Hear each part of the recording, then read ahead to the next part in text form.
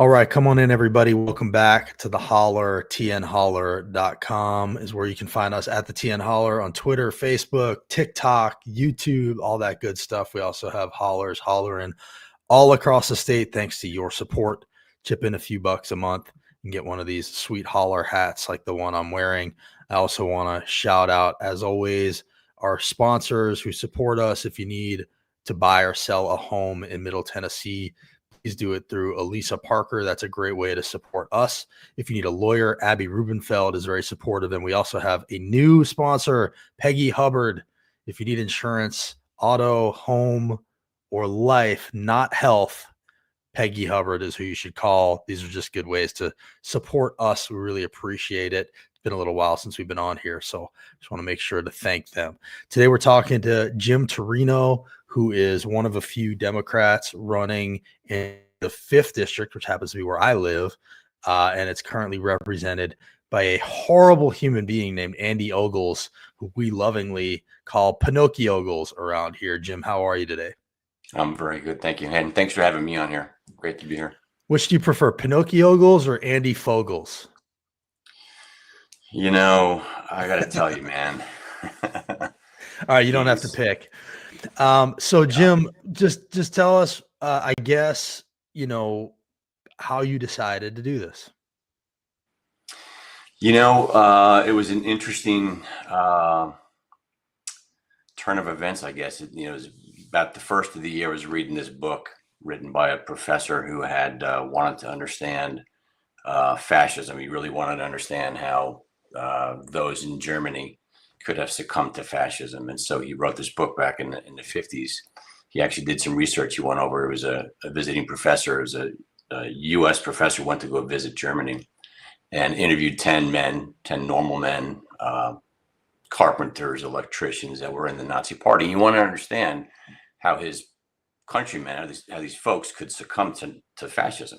And, being it was a very democratic and socialistic state before Hitler arrived.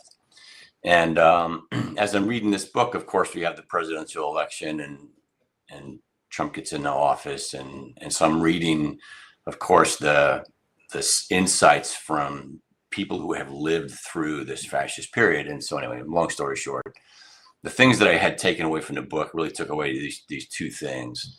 He wanted to understand, this professor wanted to understand why they let it happen, or, why didn't they do anything?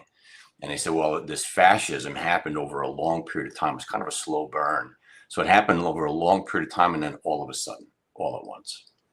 And they felt powerless at that moment in time. And the biggest thing I took away from that was that each one of them had a regret that when they saw it happening, they did nothing because it really wasn't impacting them. And these 10 men regretted sitting at the kitchen table, later in life after their country had been ravaged by war, that they knew that they should have done something and they did nothing.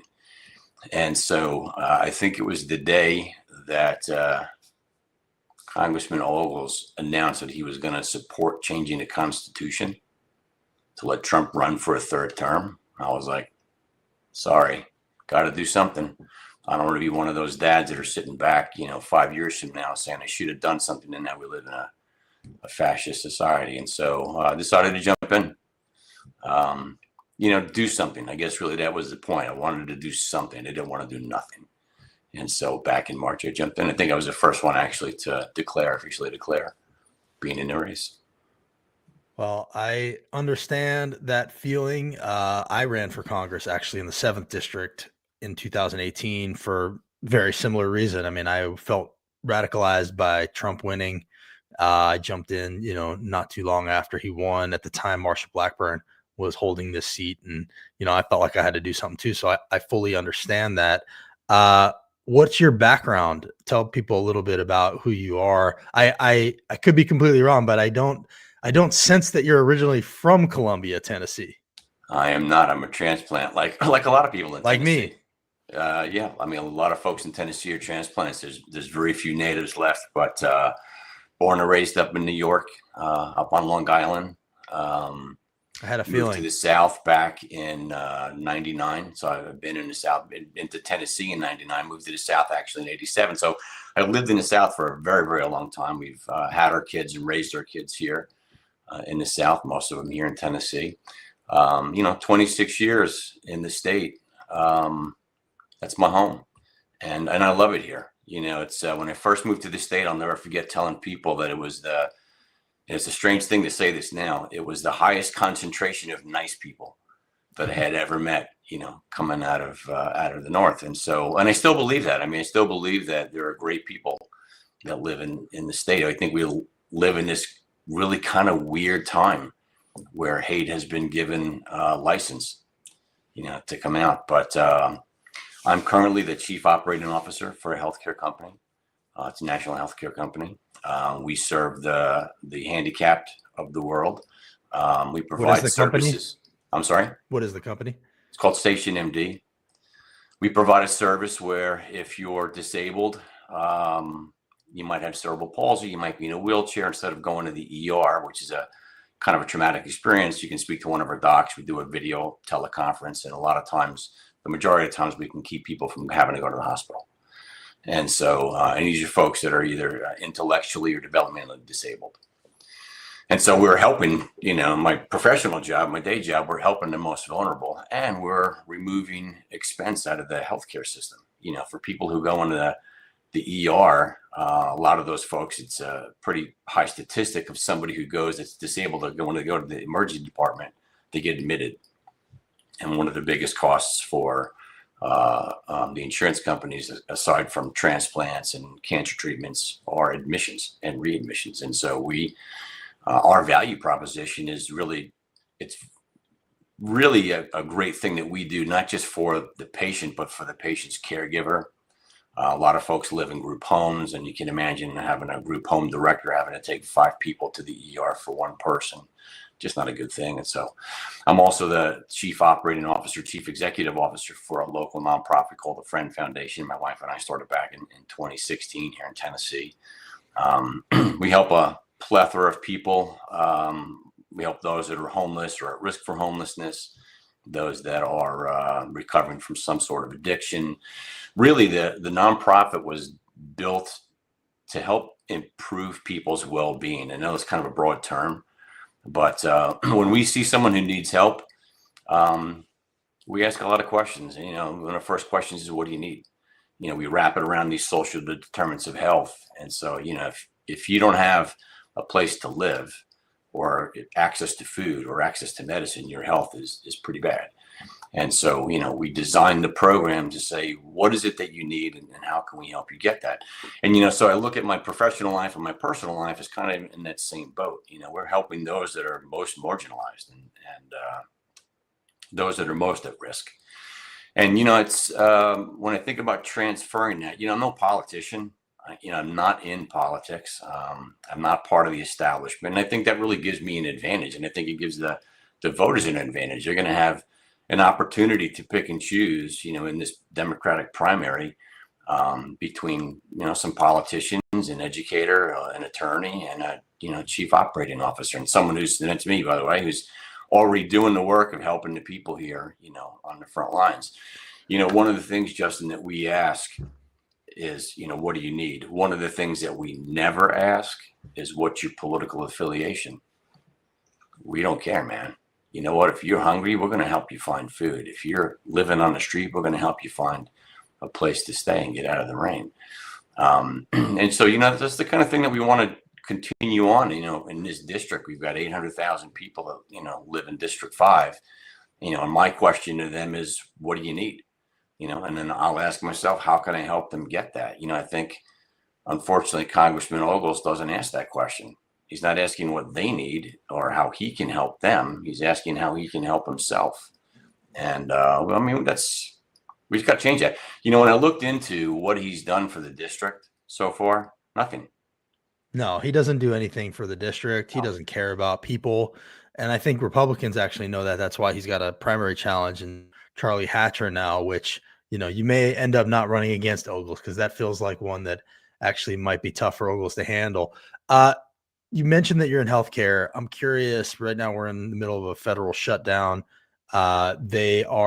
Democrats are doing it because they're sounding the alarm about premiums that are about to spike and about millions of people are going to lose their insurance. How do you feel about the shutdown and what Democrats are saying. Would you support that shutdown? And then also, I'm curious how you feel about the healthcare system in general. Would you support something like a Medicare for all that would cover everybody? Yeah, I'll cover that one first. We're the richest country in the world, man. There's no reason why people should not have access to healthcare. No reason at all. Should we be giving people, billionaires more money who don't need money? Um, Being in healthcare, we are very, very cognizant of, waste and abuse and fraud. And, we have to watch out for those things. On both sides of my professional and personal life, we reduce the cost of care. And, one of the things I don't think that the Republican Congress was thinking about was what's going to happen if you take people's health care away. Because at the end of the day, if you have to decide between eating and paying your health care premium, it's survival 101. You're going to have to go out and buy your food and not pay, for your health care. If you don't get your insulin, man, you die. That's it. If you don't go get dialysis, you die. There's no two ways about that.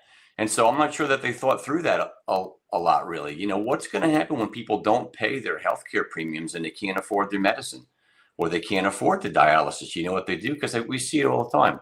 They go down to the emergency room because the emergency room is not going to turn them away. and that's where they get their healthcare from. And so not only are you creating this disaster among the community, but you're also actually creating a disaster within the healthcare costs and the healthcare system. The shutdown is unfortunate. I don't know what else to say about it. It's very, very unfortunate. I'll say this, though. It's the first time I've really seen the Democratic establishment get some backbone. I think they were fooled in the last go around, maybe back in March when Chuck Schumer said, yes, let's just go ahead and agree to it. I think he was sold the bill of goods and that never came through. And, now I think they're like, you know what, if we don't make a stand today for people, when is that going to happen? Because they're not going to turn back the clock and go, oh, Democrats, by the way, you're right. And people's health is important, or, getting food assistance is important. So just to drill down real quick on the first part of your answer, is that a yes that you would support something like a Medicare for all? I'll just tell you, for me, like, this whole thing has seemed like one big giant advertisement for Medicare for all, from COVID to the healthcare premiums. It just seems like what we're doing is not working. We can't afford what we have right now. When they say it's too expensive, it seems like this is too expensive. I'm just curious, like, I'm trying to get to an answer from everybody, really, on, like, would you support something like that if it came up for a vote? Yes, I believe in universal health care. I believe we can do that. I believe it's a very, very difficult road to get there. We're pretty for sure in health plans in corporate America. Yep. And pharmaceutical companies. We are ingrained in that, dude. We are embedded in that. I know. It's hard to unravel that, but not impossible. It's not impossible. We just have to decide to do it. And then figure out how do we find the right subject matter experts to come together to draft a plan and execute on it. It's not rocket science. I think it's absolutely doable. Where this shutdown is about to expose the food risk for millions of people. Yep. SNAP benefits are going to run out sometime in November, and people aren't going to get their food. And and this is the thing I was thinking about. I was trying to describe before about them, the Republican Party not thinking through. And I don't want to, I hate that. I hate saying that. It's not the whole Republican Party. It's a faction of the Republican Party. Now, they all fall in the line, don't get me wrong. So they are going to have to all be held to account. But what do you think is going to happen when you take people's food away?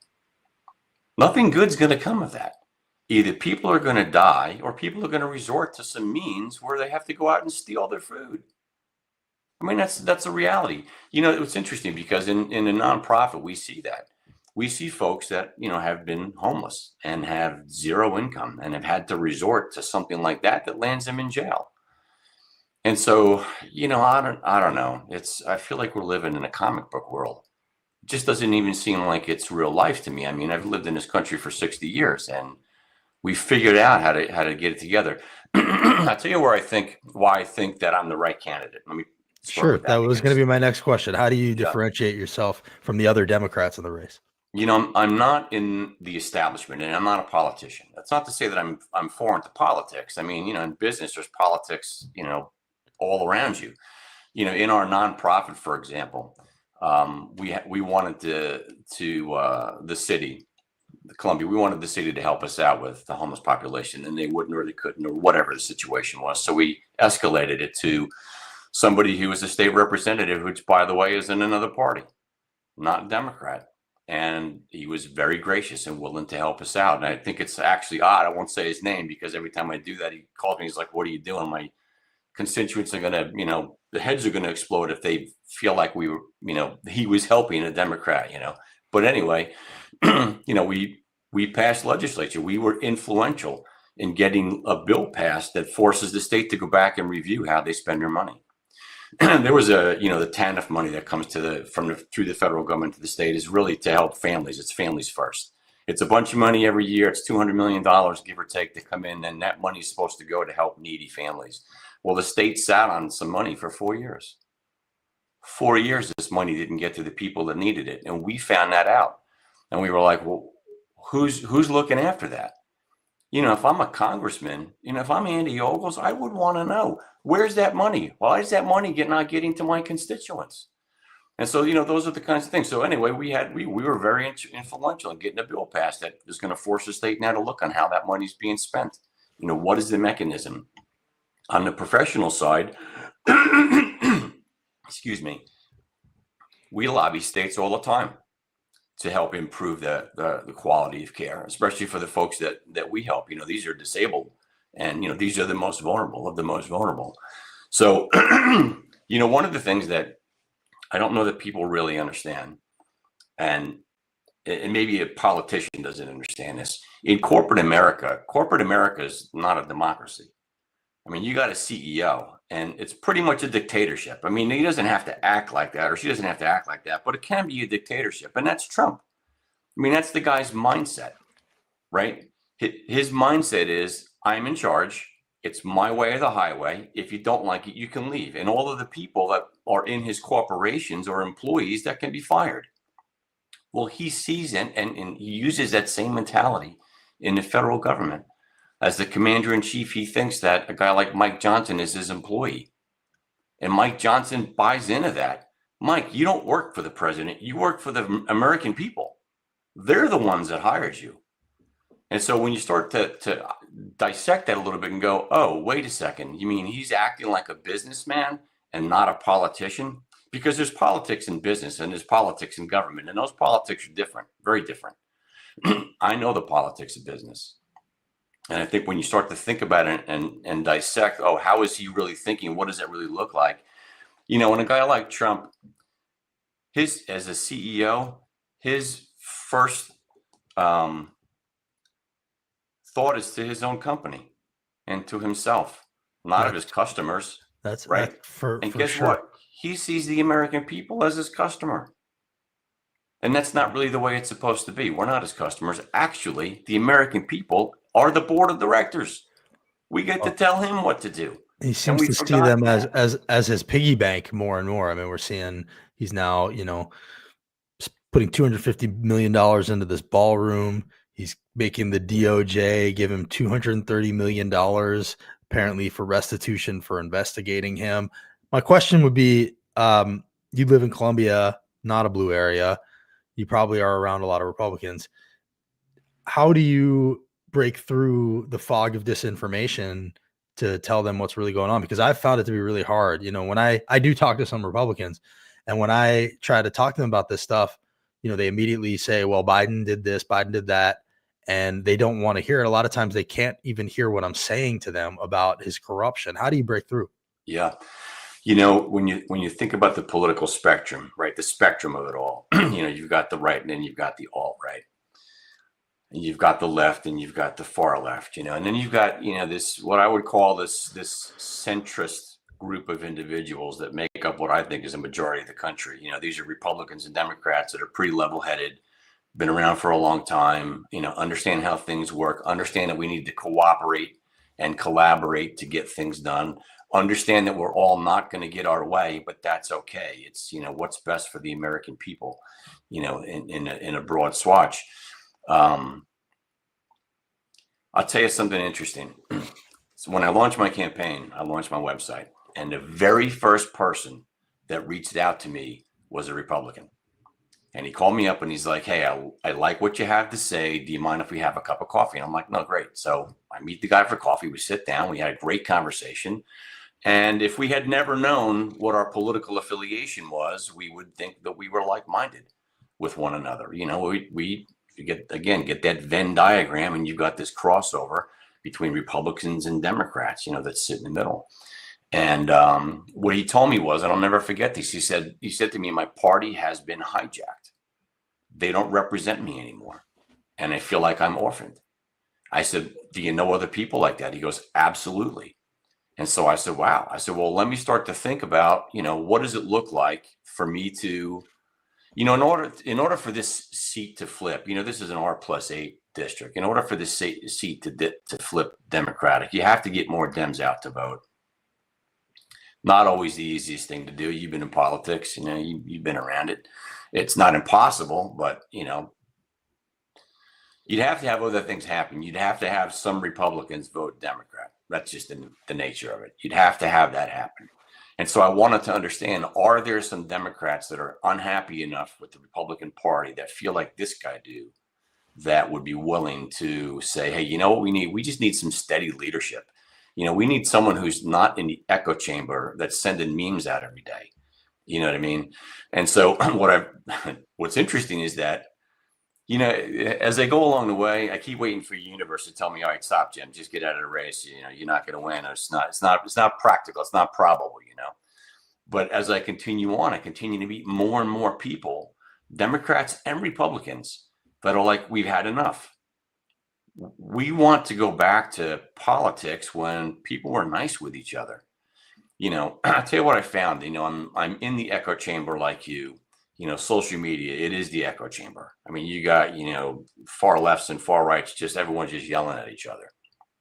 Thank you, by the way, for what you're doing, because I know, you do a great service for the American people. You're just giving them information and letting them decide, basically to make their own minds up. And I appreciate that about you. I wouldn't, some might say that you're biased because it's you lean on the D's, but I don't think you're biased per se. I think you're a very rational guy, and I appreciate the work that you do. And some others that are out there just giving good information out. And I think that's what people need to see. What I found is that what you hear and see online, because I get a lot of haters online, as you can imagine, that's not what happens in real life. I go down to the grocery store, I don't see people arguing, right? People are mostly quiet about that. What I see online is people that have keyboard courage. You're anonymous. You For can sure. say what you want and whatever. I'll tell you how I approach that. So I have a Monday evening call. It's a Zoom call. It's a town hall open for anybody who wants to show up. Republican, Democrat, Independent. I don't care. You want to come and complain. You want to come and argue. You want to come and debate. You want to come and ask me questions. It's an open forum, no agenda. When I get these people that hate on me online, I'm like, "Wow, that's a great point. Why don't you come meet me at 7 o'clock on Monday and we'll talk about it. Bring your talking points, but don't just come at me with problems. Come at me with a solution. If you think there's a problem, that's great.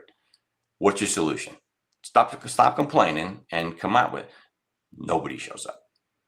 And so I'm like, all right, keyboard courage. And so, I think there's enough people out there, Justin, that are tired.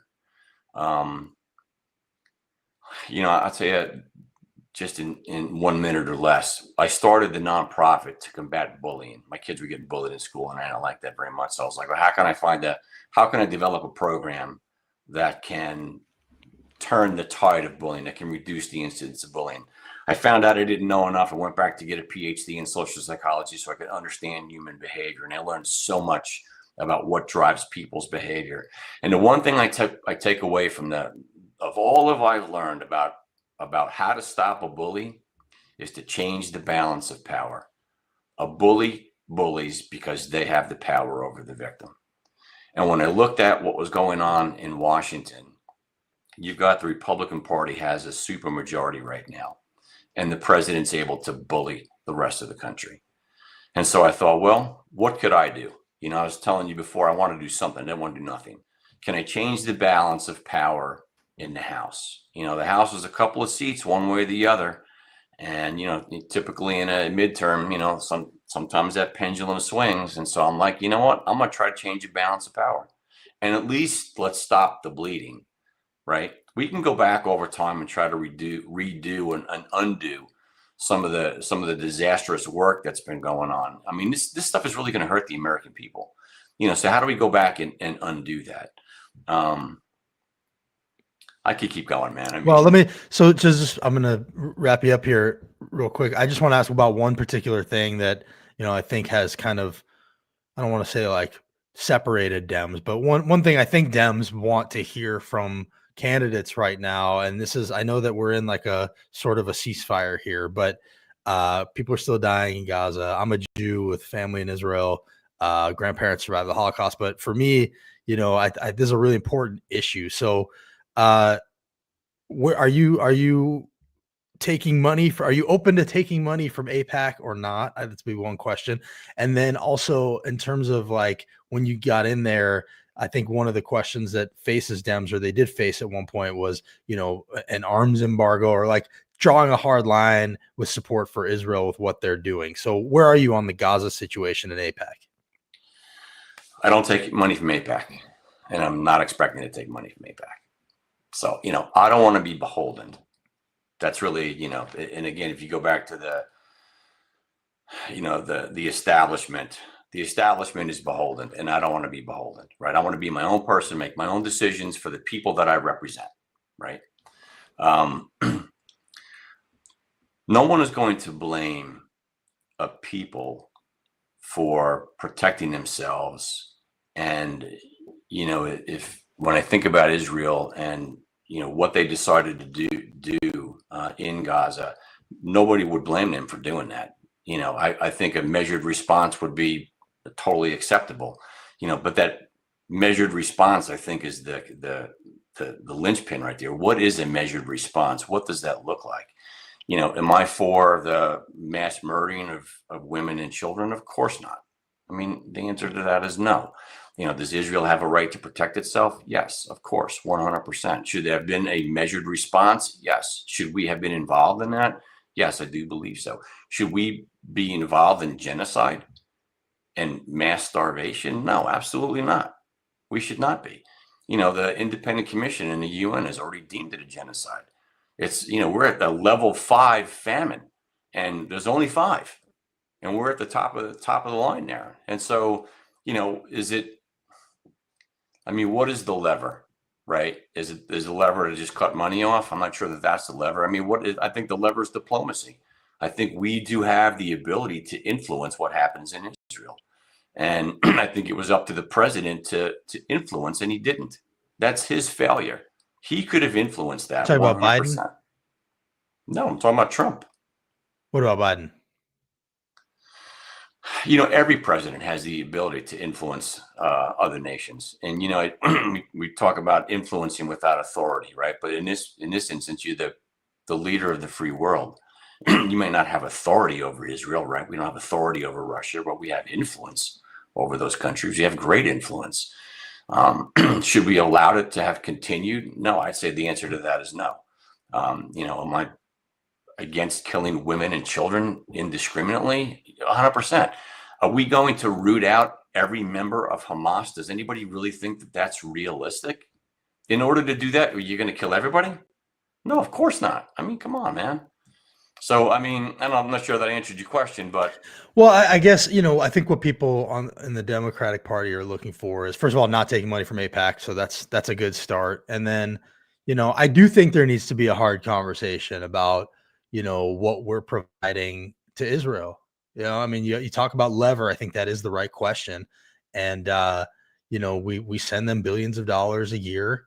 We send them weapons. they did use those weapons to do, what I believe is a genocide, and what I think you're right has been deemed a genocide by various organizations. And so the only way to not be complicit, from where I'm sitting, is to cut that off until, for sure, until someone else is in charge. I mean, I'm a big believer that Netanyahu is, not to be trusted in any possible way. So, I think you're asking the right questions. It's a I think you got at some direct answers there. I'd encourage you to think a little bit more about where you'd be willing to cut them off if you were in there, and what that would look like. And I think that is something the Democratic Party is struggling with. But saying no to AIPAC is certainly the beginning of that answer. Well, I appreciate that. Geopolitics is very, very complicated, and there are no easy answers to it. I know that one of the answers is not to commit genocide. Yeah. Well, the fact that you're using that word, I think, goes a long way for a lot of people. So, and that's not I my would agree word. with it. It's Right? not your word. That's the UN. I mean, It's the not UN, your the United word, but Commission. it's one that I think some Dems. I don't think the rank and file Dems would struggle to use that word as much right now, but I do think the Dems that are elected, that are in Congress, would struggle to use that word. I think there's a really big disconnect there. And so, I think it's important to use it. You talked about the famine. That's another word I think is important to use. And, I don't think we're out of the woods yet on any of this. So, acting like this is over, I think is premature. I mean, literally 2 days ago, they were dropping bombs in Gaza because of what appears to be, a self-inflicted wound. So anyway, I don't mean to harp on this. I just think it's an important delineation point for Democratic candidates. A lot of Democrats are going to agree on a lot of stuff. To me, the two big ones to ask about are Medicare for all and the situation in Gaza. I think those are places where you can sort of identify where Democratic candidates stand on things. And just as a last thing, if you have any other things you want to bring up to sort of show people where you are on some things, feel free. Yeah, you made an important point about Dems not speaking out, and I'm going to pick on every politician, not just the Dems, Republicans, Independents. If you're put in a circumstance where you have to worry about keeping your job instead of doing your job, then we need to change that mechanism, right? I mean, I would agree that there should be some lifetime term limits for people. You can't be a career politician and expect to save your job and have that conflict with doing your job. And that's what that's sort of part of the problem I see in politics. This is why I think I'd be a great person in Washington, because I don't think like that. I'm not there to, I'm not a politician, right? I'm not trying to enhance my political career. I'm trying to really save our country. And if we can do that in a way and make life better for people, in District 5, make life better for people in District 5, not just District 5, but all of Tennessee, all the Tennesseans. I meet a lot of people. I mean, what the kitchen table conversation is about economics. People can't afford to live right now. And we can't put people in a circumstance, and we've already done this. We can't put people in a circumstance where they have to choose between food and medicine or daycare and work, right? I would be for universal daycare. Let's make sure we have, we can have parents that can go and afford to go to work and take care of their kids and live a good life. I think, you asked me something before about how you can get to Republicans. We all have commonalities, right? We all want to be safe. We all want to live in a home. We all want to drink fresh water and be able to eat food that's good for us and send our kids to a good school. Be able to get our medicine when we need it, be able to get health care when we need it. I mean, these are all things that are common to us. And I think we forget a lot of that sometimes. We get into this argument and I don't know, social media makes it worse, in my opinion. Well, on the one hand, it does. On the other hand, it might be the only way out of this thing at this point. So it's JimTorino.com. He's running in the 5th district against Andy Ogles, one of a few Dems running. Primary is not for a little while, but appreciate you coming on here and talking to us about your campaign, and we'll be watching. Maybe there'll be some debates down the line that we can pay attention to. Appreciate it. Thank you, my friend. Thanks for having me on here. All right. Thanks, Jim. Take care. Have a good one. I'm just going to address some of your comments. Not someone throwing things at him. I did see that. I maybe should have mentioned it. Something fell on him at one point. Maybe the lights or something. Everybody, I see that the one thing that seems to have triggered a lot of these comments is the Palestine Gaza thing. I see Jeff Mackin in here saying we aren't too far apart on most things. I agree with you. He says term limits, which Jim mentioned, I think is a good thing. And then I see you say cannot negotiate with Hamas. They are the problem. Jim, or Jeff, I don't know your politics, but that's what Trump just did. And, that's what Israel has been doing. You say they are the problem. I would offer that, if you just look at what the hostages' families themselves have said, they have said that Netanyahu has been sabotaging the deal every step of the way. So while I would say Hamas is a problem, and I am not defending Hamas, I think they are a terrorist organization. October 7th was fucking horrible. And, all of those things. I think we also need to understand that, Israel has killed a lot of women and children. And Netanyahu funded Hamas for years. That is a fact. Sent them suitcases full of money. People say that was because he wanted to, have an enemy and didn't want the Palestinian Authority to take control there. And then you say that the people need to be protected from Hamas, which, I would agree with you, but they also need to be protected from what Israel is doing. And I think we need to understand that what Israel is doing right now is this plan to ethnically cleanse Gaza and turn it into, what Trump has talked about, which is a kind of a resort town. And if you don't believe me, take it from Smotrich and Ben-Gvir, who are the far right ministers in their government who have said over and over again that they will not rest until Gaza is part of Israel. Smotrich recently, this is a clip that I thought should have gotten more traction. He was at like a real estate conference basically saying that the demolition part is done and now they need to rebuild, and the plan is on Trump's desk and that the Trump family just needs to approve it. And that's what's going on here. So when people say, oh, doesn't Trump deserve credit for what's going on there? To me, it's like, no, he's profiteering from a horror and a destruction. And while I agree, obviously, Israel needed to respond, the time that stopped being a reasonable response has long since passed. And nobody's asking Trump, how are you going to profit from this? How is your family going to profit from this? 60 Minutes came close with Witkoff and Kushner this week, asking them about it. And their response was, they didn't say we're not going to profit from it. They said, well, our conflict of interest, we call that experience. And Leslie Stahl was like, you call it conflict of interest experience? And they're like, yeah. So they're basically trying to say, because of their conflicts, because of their business dealings in the area, that makes them the perfect people to negotiate this ceasefire. And from what I'm reading, and, again, our media is not great about giving us the truth about this. I think the fact that international journalists are not being let into Gaza is all you really need to know about what's going on there. But they are going to continue to play the propaganda game. They are going to, keep a large portion of Gaza for this sort of rebuild. They are going to continue to settle it, and they are telling us what they're doing.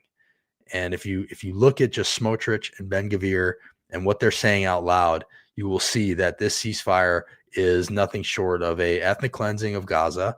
They're trying to keep it unlivable, and they're going to profit from it. And so I don't think we should be celebrating much about what's going on over there. And I know we are going to have this instinct, this urge to sort of look away.